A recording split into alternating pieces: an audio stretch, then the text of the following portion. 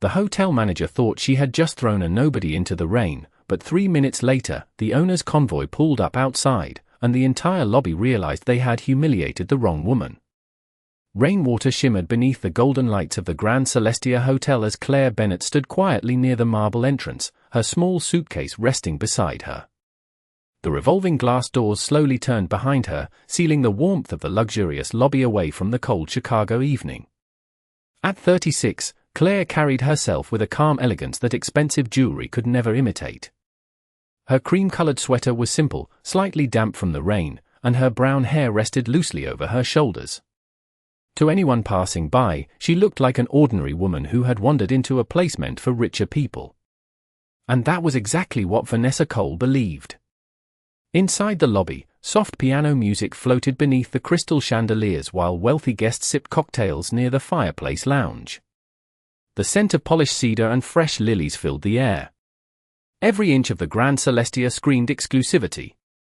Vanessa adjusted the sleeve of her navy designer blazer and watched Claire through the glass doors with growing irritation. As general manager of the hotel, Vanessa prided herself on maintaining what she called standards. Standards in appearance.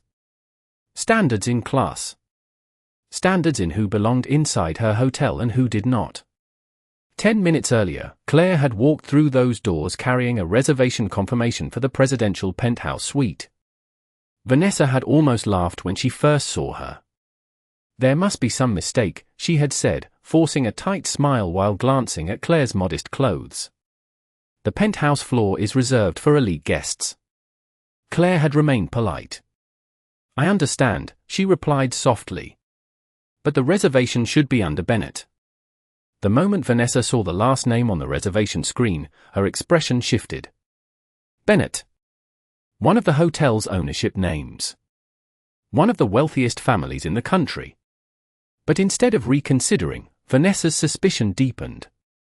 She had seen scams before. Women. Pretending connections. Fake luxury reservations. Social climbers trying to sneak into places above their status. And Claire Bennett did not look like a billionaire's wife. Not in Vanessa's eyes. So she began asking questions. Endless questions. Credit cards. Identification. Verification numbers. Private membership records. Guests nearby slowly turned their heads toward the growing tension at the front desk. Claire answered calmly each time, though the humiliation quietly burned behind her steady eyes. Then came the final insult. Vanessa leaned forward just enough for nearby guests to hear. People don't walk into a 5-star property dressed like that and book a $12,000 suite. A hush fell across the lobby. Even the pianist slowed his hands. Claire felt every stare land on her like cold rain. But she refused to raise her voice. I'm not trying to cause trouble, she said quietly. I only want to check in. Vanessa gave a sharp nod toward security. I think it would be best if you left before this becomes embarrassing. Moments later, Claire's suitcase had been placed outside beneath the rain-soaked awning while the glass doors closed behind her. And as thunder rolled softly above the Chicago skyline, Vanessa straightened her blazer with satisfaction, completely unaware that the black SUVs turning onto the hotel driveway were about to change everything. The rain intensified as Claire Bennett stood beneath the hotel awning, tiny streams of water sliding off the edge of the black marble roof above her. Across Michigan Avenue, headlights blurred through the storm like streaks of silver against the dark Chicago night. Claire wrapped her arms loosely around herself, more disappointed than angry. This was not the first time someone had mistaken simplicity for weakness. But tonight stung differently. The Grand Celestia was not just another luxury hotel. It was Ethan's first property. The hotel he had rebuilt from bankruptcy 12 years earlier before expanding Bennett Hospitality into one of the most respected luxury brands in America. Claire still remembered walking through the unfinished lobby with him years ago while construction crews worked overnight under hanging lights and exposed steel beams. Back then, Ethan had told her quietly, I do not want people to walk into my hotels and feel small. The memory lingered painfully now as she stared at her own reflection in the rain-covered glass doors. Inside, Vanessa Cole resumed smoothing over the situation with practiced composure. The pianist began playing again.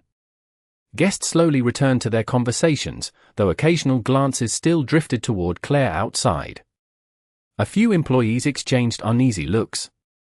One of them was a young bellboy named Marcus Reed. At 19, Marcus had only worked at the hotel for 6 months, but even he could sense something felt wrong about the entire situation. He watched Claire standing alone in the rain, clutching the handle of her suitcase with quiet dignity while water dampened the sleeves of her cream sweater. She had not shouted. She had not threatened anyone. She had simply accepted the humiliation in silence. Marcus approached Vanessa carefully near the front desk. "Ms. Cole," he said quietly, "maybe we should double-check the reservation. What if she really is connected to the owners?" Vanessa barely looked at him. "Marcus, wealthy people do not arrive looking like they took a bus here from Indiana." A few nearby employees laughed softly. Marcus lowered his eyes. But then he remembered something. Earlier, while helping with luggage deliveries, he had briefly seen Claire's reservation details on the monitor. Presidential penthouse. 4-night stay. Approved directly through executive authorization. Very few guests ever received that level of clearance. Before Marcus could speak again, the low rumble of engines echoed through the driveway outside. At first, nobody paid attention. Luxury vehicles arrived constantly at the Grand Celestia. But this sounded different. Deeper. Coordinated. One by one, sleek black SUVs rolled beneath the entrance canopy, their headlights reflecting sharply across the rain-soaked pavement. The valet staff instantly straightened. The concierge near the front doors froze mid-step. Even Vanessa's confident expression flickered with uncertainty. Marcus turned toward the driveway just as the first SUV door opened. A tall man stepped out wearing a charcoal overcoat over a perfectly tailored black suit. Rain tapped softly against the polished leather of his shoes as he scanned the entrance with calm authority. Ethan Bennett had the kind of presence that silenced rooms without effort. At 44, he carried success quietly, but everyone in luxury hospitality knew his face. Business magazines called him the man who transformed American hotels into experiences of dignity and elegance. Employees inside the lobby suddenly became tense. A bartender nearly dropped a glass. The concierge hurried forward nervously. Vanessa's face drained of color as recognition hit her all at once. Then Ethan's eyes found Claire standing alone in the rain beside her suitcase. And for the first time that evening, genuine emotion crossed his face. Ethan Bennett crossed the rain-soaked driveway with measured steps, his dark overcoat moving slightly in the cold wind sweeping through downtown Chicago. The security team behind him stopped several feet away, sensing immediately that this moment was personal. Claire looked up as he approached, strands of damp brown hair clinging softly to her cheeks. For half a second, the noise of the city seemed to disappear completely. Ethan removed his coat without saying a word and gently placed it over her shoulders. His jaw tightened as he noticed the rainwater on her sweater and the suitcase sitting alone beside her. "Claire," he said quietly, "why are you outside?" She offered a faint smile, trying to soften what had happened. There seems to have been some confusion with the reservation. Ethan's eyes shifted toward the glowing lobby behind the glass doors. Through the entrance, dozens of employees suddenly pretended to look busy. Nobody wanted to meet his gaze.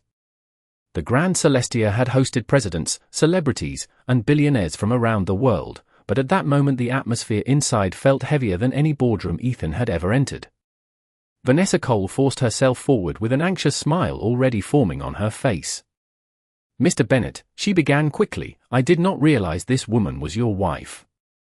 Ethan turned slowly toward her. The calmness in his expression unsettled her more than anger would have. "This woman," he repeated softly. Vanessa swallowed hard. "Sir, there was concern regarding verification procedures," and Ethan interrupted gently. "Did my wife raise her voice at anyone tonight?" Vanessa hesitated. "No, sir." "Did she threaten your staff?" "No." "Did she behave disrespectfully in any way?" The lobby had gone completely silent now. Even the soft piano music had stopped. Vanessa could feel every employee watching her. "No, sir," she admitted quietly. Ethan gave a small nod as though confirming something painful to himself. Then he looked past Vanessa toward the front desk where Claire's reservation still glowed on the monitor. Executive authorization. Presidential penthouse. Approved personally by ownership. Marcus stood frozen nearby, realizing he had been right all along. Ethan stepped inside the lobby, rainwater still glistening across his shoes. Guests slowly moved aside without being asked. The marble floors reflected the golden chandelier light above him, but the warmth of the luxury hotel suddenly felt hollow. "Do you know why the Bennett brand became successful?"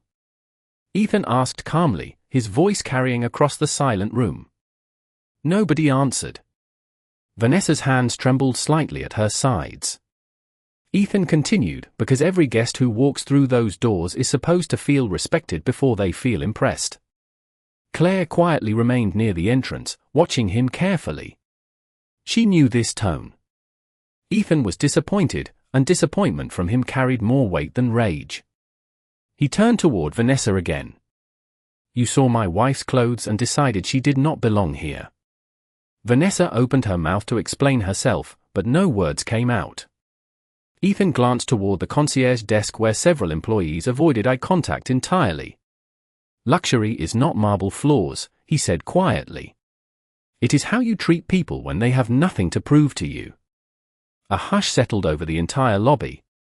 One elderly guest near the fireplace slowly lowered his wine glass. A young couple waiting for check-in exchanged uncomfortable glances. The humiliation that had once belonged to Claire had shifted completely, and everyone could feel it happening in real time. Then Ethan looked toward Marcus. "You," he said gently. Marcus straightened immediately. "Yes, sir." "Were you the only person tonight who questioned what was happening?" Marcus hesitated nervously. "I just thought she deserved kindness, sir." For the first time that evening, Ethan's expression softened slightly. "Then you understand hospitality better than half this building." Marcus felt his heartbeat pounding against his ribs as every eye in the lobby turned toward him. Just moments earlier, he had been another invisible employee blending into the polished machinery of the Grand Celestia Hotel. Now Ethan Bennett himself was looking directly at him. "Thank you, sir," Marcus said quietly, unsure what else to say. Ethan gave a slight nod before turning back toward Vanessa Cole. The general manager stood stiffly near the front desk, her carefully perfected professionalism beginning to crack beneath the weight of public humiliation. Guests nearby pretended not to stare, but nobody looked away for long. In luxury spaces, people were accustomed to seeing wealth. What fascinated them was power changing direction.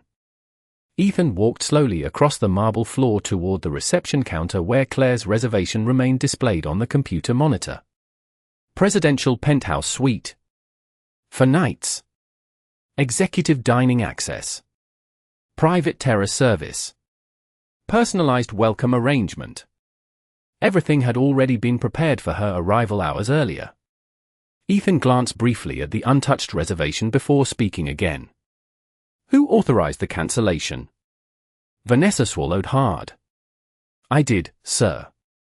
Without contacting executive management. I believed there was fraudulent activity involved." Ethan looked at her silently for several seconds. The silence itself became unbearable. Somewhere near the fireplace lounge, a glass lightly clinked against a marble table. Nobody else moved. "Fraudulent," Ethan repeated softly. "Based on what evidence?" Vanessa's lips parted, but no answer came. Because there had never been evidence. Only assumptions. Ethan slowly turned his attention toward the lobby around them. "Do you know why my wife dresses simply?" he asked calmly. Several employees lowered their eyes immediately. Claire shifted slightly near the entrance, uncomfortable becoming the center of attention. Ethan continued anyway. Because when Claire was 19 years old, her father worked double shifts driving trucks through Indiana winters just to keep the lights on in their house. The room remained completely silent. And after we built our company, she promised herself she would never measure human worth through appearances. Vanessa's face had lost all color now. Ethan's voice never rose, but every word landed heavier than shouting ever could. Meanwhile, the management of one of my hotels publicly humiliated her over a sweater and a suitcase. Claire quietly stepped closer then, gently touching Ethan's arm. "Ethan," she said softly, "that is enough." But Ethan looked at her with visible disappointment in his eyes. "No," he replied quietly. "It is not enough." The tension in the lobby deepened further. Even the rain outside seemed softer now against the towering glass windows. Ethan turned back toward Vanessa one final time. "Effective immediately," he said calmly, "you are relieved of your position as general manager of the Grand Celestia." Vanessa blinked rapidly as if struggling to process the words. "Sir, please, this company was built on one principle," Ethan interrupted gently. "People deserve dignity before judgment." Vanessa's composure finally collapsed. "I was trying to protect the image of the hotel," she whispered weakly. Ethan gave a faint nod. "And in doing so, you destroyed it." A hush fell again across the lobby. The words settled into the room like stones sinking into still water. Nearby guests exchanged uneasy glances, suddenly aware they had witnessed something far more serious than a simple check-in dispute. This was not about wealth anymore. It was about character. Ethan then looked toward the concierge manager standing frozen behind the desk. "Prepare the penthouse suite immediately," he said. "And send dry clothes, dinner service, and fresh flowers upstairs for my wife." "Right away, sir," the manager answered. Almost instantly. Then Ethan turned once more toward Marcus. "Tomorrow morning," he said calmly, "report directly to corporate hospitality training." Marcus stared in shock. "So? Kindness under pressure is rare," Ethan replied. "We invest in rare things." For the first time that night, Claire smiled softly. And under the golden chandelier lights of the Grand Celestia Hotel, the entire lobby finally understood that elegance had never been about looking wealthy. It had always been about how you treated people when nobody thought they mattered. The private elevator doors opened silently onto the presidential penthouse floor as Claire Bennett stepped inside beside Ethan. Warm amber lighting reflected across polished walnut walls while floor-to-ceiling windows revealed the glowing Chicago skyline stretching endlessly beside Lake Michigan. The penthouse had been prepared with flawless precision hours earlier. White roses rested in crystal vases. A fire flickered softly beneath a limestone mantel. Dinner service waited untouched beneath silver covers near the dining room windows. Yet despite the beauty surrounding her, Claire looked exhausted. Ethan noticed it immediately. He loosened the collar of his shirt slightly and watched her set down the same small suitcase that had been left outside in the rain less than an hour earlier. "I am sorry," he said quietly. Claire looked up at him with surprise. "You did not do this." Ethan walked slowly toward the windows overlooking the city lights below. "It happened in my hotel," he replied. "That makes it my responsibility." Claire studied him silently. After 12 years of marriage, she knew Ethan carried leadership differently from most powerful men. Success had never made him louder. It had made him more careful. More aware of how quickly people with authority could lose sight of humanity. She stepped closer and gently touched his hand. "You built something beautiful, Ethan," she said softly. "One person made a terrible decision. That is not the same thing." Ethan gave a faint smile, though disappointment still lingered in his eyes. Down below, far beneath the penthouse windows, the lights of the city shimmered against the rain-covered streets. "Do you remember Indianapolis?" Claire asked suddenly. Ethan turned toward her. "The old motel?"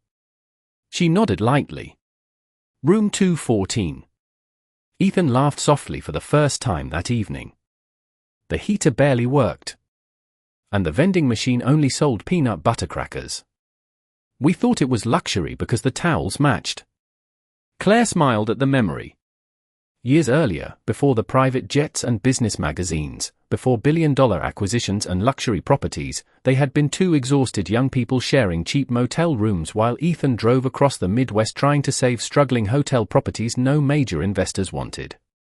Claire had been there through every failure, every overnight road trip, every rejection from banks who told Ethan his dreams were unrealistic. Back then, nobody treated them like important people. And neither of them had forgotten it. Ethan walked toward the fireplace slowly. "When I saw you standing outside tonight," he stopped for a moment, searching for the right words. "I kept thinking about how many people experience that feeling every day without anyone showing up to stand beside them." Claire's expression softened. That was the real reason moments like this affected Ethan so deeply. It was never about power. It was about dignity. A gentle knock interrupted the silence. The door opened carefully and Marcus entered carrying a fresh tray of tea service. He looked nervous stepping into the penthouse, clearly overwhelmed by the luxury surrounding him. "I am sorry to interrupt, sir," he said carefully. The kitchen sent chamomile tea for Mrs. Bennet. Claire smiled warmly. "Thank you, Marcus." He placed the tray down carefully, but before leaving, he hesitated. He said quietly, "I just wanted to say, I am sorry for what happened downstairs." Claire looked at him for a long moment. "You were kind when nobody else was," she replied softly. "That matters more than you realize." Marcus lowered his eyes modestly. "I almost did not speak up." Ethan stepped forward then. "But you did," he said calmly. "Character is measured in moments exactly like that." Marcus nodded slowly before leaving the suite. As the doors closed behind him, silence returned once more. Outside, the rain finally began to fade over the city skyline. And somewhere deep inside the Grand Celestia Hotel, word of what had happened downstairs was already spreading through every hallway, kitchen, office, and employee break room. Because people rarely remembered luxury itself. But they always remembered the moment someone powerful chose dignity over pride. The next morning, sunlight poured through the towering windows of the presidential penthouse, washing the room in soft gold as Chicago slowly came alive beneath the clouds. Claire Bennet stood quietly near the balcony doors holding a cup of coffee between her hands. Below, traffic moved steadily through downtown streets while the lake reflected pale streaks of morning light. For a moment, the city looked peaceful again. Behind her, Ethan sat at the dining table reviewing reports on a tablet, though his attention drifted repeatedly toward the events of the previous night. Overnight, the story had spread through nearly every level of Bennet Hospitality corporate leadership. Calls had already come in from regional executives. Human resources teams were reviewing employee statements. Security footage from the lobby had been archived before sunrise. Yet despite all the corporate movement happening behind the scenes, Claire remained focused on something else entirely. "You barely slept," she said softly without turning around. Ethan looked up from the tablet. "Neither did you." Claire smiled faintly. "I was thinking about Vanessa." Ethan leaned back slightly, surprised by the answer. "Vanessa publicly humiliated you." "I know." Claire stared out toward the skyline for another quiet moment. "But people do not become cruel overnight, Ethan." He studied her carefully.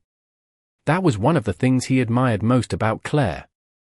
Even after painful moments, she still searched for humanity inside people who had shown her none. "The pressure of these places changes people," she continued softly. "Luxury can make some people forget what normal life feels like." Ethan remained silent. Because deep down, he knew she was right. The hospitality industry often rewarded appearances more aggressively than kindness. Employees learned to identify expensive watches before sincere smiles. They learned to prioritize status over humanity. And over time, some forgot the difference completely. A gentle knock interrupted the room again. This time it was the concierge manager accompanied by Marcus. The young bellboy looked stunned to even be standing inside the penthouse a second time. "Good morning, Mr. and Mrs. Bennet," the concierge said nervously. "Corporate requested delivery of updated staff directives for your review." Ethan accepted the folder calmly. "Thank you." But before the men could leave, Claire noticed Marcus holding something awkwardly behind his back. "What is that?" she asked gently. Marcus looked embarrassed. "It is nothing, Claire smiled warmly. "Marcus." Slowly, he revealed a small paper bag from a bakery down the street. "I remembered hearing you mention Indianapolis last night," he explained nervously. "There is a bakery nearby that makes peanut butter crackers fresh every morning." I thought maybe. His voice trailed off awkwardly. For a second, Ethan simply stared at him. Then Claire laughed softly, genuinely touched. "You remember that?" Marcus nodded quickly. "Yes." The concierge looked completely confused, but Ethan suddenly smiled wider than he had since arriving at the hotel. "Room 214, he said quietly to Claire. She nodded with a laugh of her own. Marcus still did not understand the reference, but he smiled anyway. Claire accepted the small paper bag carefully as though it were something priceless. "Thank you," she said softly. "That is the kindest gift anyone has given me in a long time." Marcus looked down modestly. "I just wanted you to feel welcome here." The room went quiet again after that. Not an uncomfortable silence. A meaningful one. Because in a hotel filled with imported marble, crystal chandeliers, and million-dollar penthouses, the smallest act of kindness had somehow become the most valuable thing in the building. Ethan finally closed the corporate folder on the table without reading another page. None of the legal reports mattered as much as the lesson. Unfolding naturally in front of him. Wealth could build beautiful hotels. Power could command respect. But neither meant anything without basic human decency. And as sunlight filled the penthouse that morning, the Grand Celestia Hotel slowly began remembering the purpose it had been built for in the first place. By late afternoon, the atmosphere inside the Grand Celestia Hotel had completely changed. Employees who normally rushed through the marble corridors with polished confidence now moved carefully, speaking in lowered voices as whispers about the previous night spread through every department. Housekeeping staff discussed it in service elevators. Valets repeated the story outside near the entrance canopy. Even executives arriving from corporate headquarters seemed unusually tense as they crossed the lobby. Because everyone understood one thing now. Ethan Bennett had not been angry about a reservation mistake. He had been disappointed by a failure of character. Claire sat quietly near the penthouse windows reviewing notes for an education charity gala scheduled later that evening.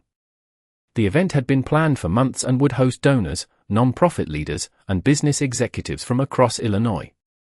Normally, Claire avoided public attention at these functions whenever possible. She preferred listening over speaking, helping quietly behind the scenes rather than standing in front of cameras. But today felt different somehow. Ethan entered from the adjoining office area after finishing another call with corporate leadership. "The board wants a statement prepared," he said. Claire looked up from her notes. "About Vanessa?" Ethan nodded once. "And about changes moving forward."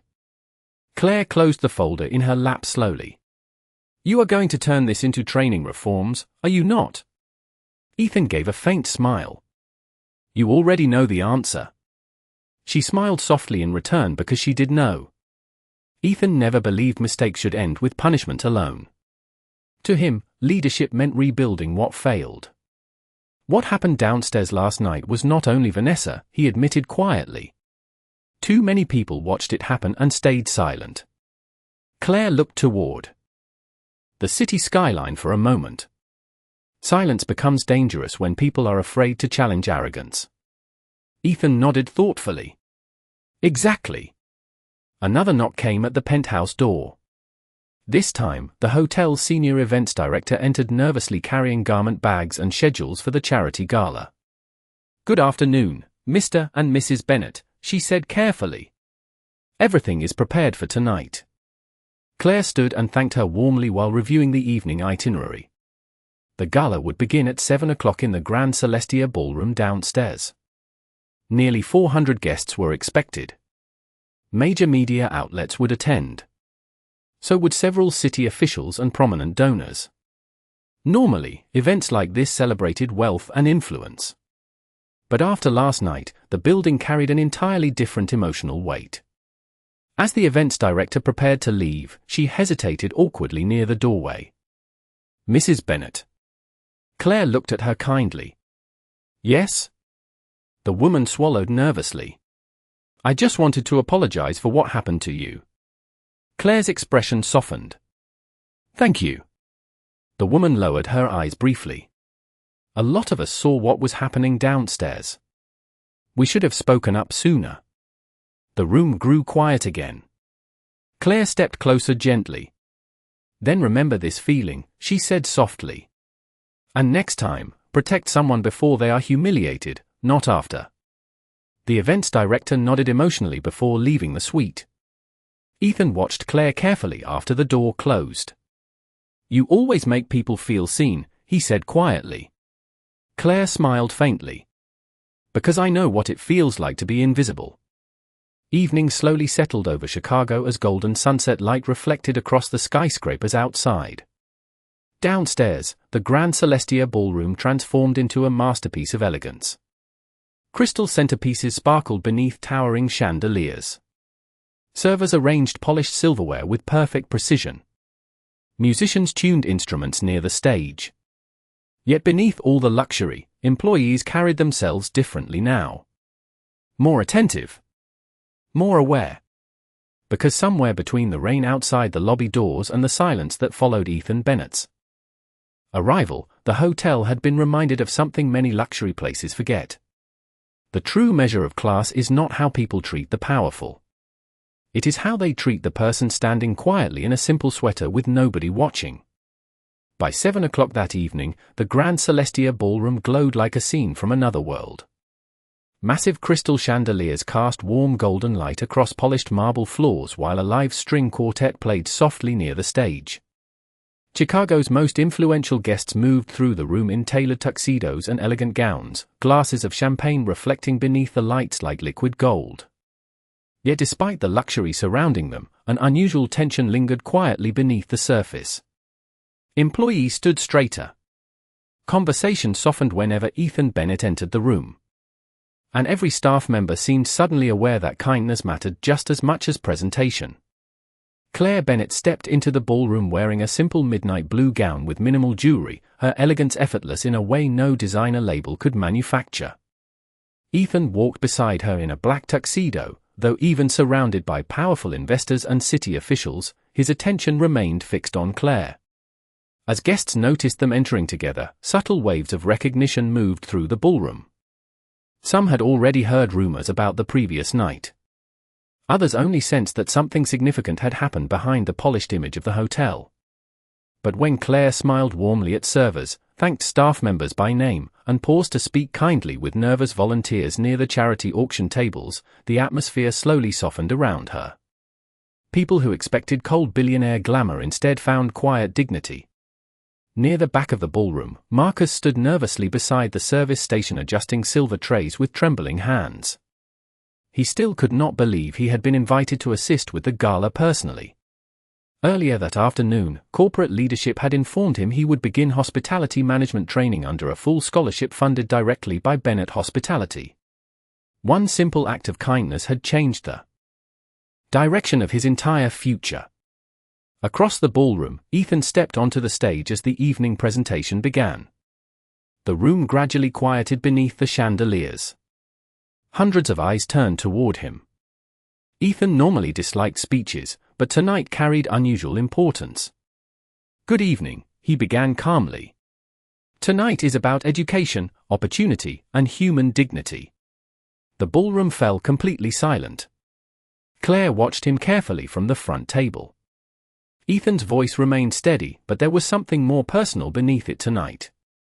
"For years, people have asked me the secret behind building successful hotels," he continued. "Most assume the answer is luxury. Architecture. Service. Prestige." He paused briefly, scanning the room. They are wrong. A hush settled over the audience. The true foundation of hospitality is simple. Every person deserves respect before they prove their worth to you. Several executives shifted uncomfortably in their seats. Others lowered their eyes, understanding exactly what he was referring to without him needing to explain further. Ethan glanced toward Claire then. Last night, someone I love was reminded how quickly appearances shape judgment. The room remained perfectly still now. But she also reminded me why this company exists in the first place. Claire's expression softened quietly. Ethan stepped away from the podium then, something unexpected for a man known for carefully structured speeches. He walked directly toward Marcus near the service station. The young bellboy looked terrified as hundreds of guests suddenly turned toward him. Ethan rested a hand gently on his shoulder. This young man, Ethan said calmly, showed more integrity in one difficult moment than many people show in an entire career. Marcus looked stunned. Sir, Ethan smiled faintly. You saw someone being treated unfairly, and you cared. The ballroom remained silent except for the distant music of the quartet. Never lose that, Ethan added quietly. Then something remarkable happened. One by one, guests throughout the ballroom began applauding softly. The applause spread gradually across the room until the entire ballroom stood filled with warm, respectful applause, not for wealth or status, but for simple human decency. Claire felt emotion rise unexpectedly in her chest as she watched Marcus standing speechless beneath the chandelier lights. Because somewhere between the rain outside the hotel doors and the applause echoing through the ballroom now, everyone inside the Grand Celestia had finally remembered what true class actually looked like. The gala ended just after 10 o'clock, but long after the final guests departed, the atmosphere inside the Grand Celestia Hotel still carried the emotional weight of the evening. Staff members moved quietly through the ballroom, clearing crystal glasses and folded napkins beneath dim chandelier lights while soft jazz echoed faintly from hidden speakers overhead. Outside, Chicago shimmered beneath a clear night sky washed clean after the storm.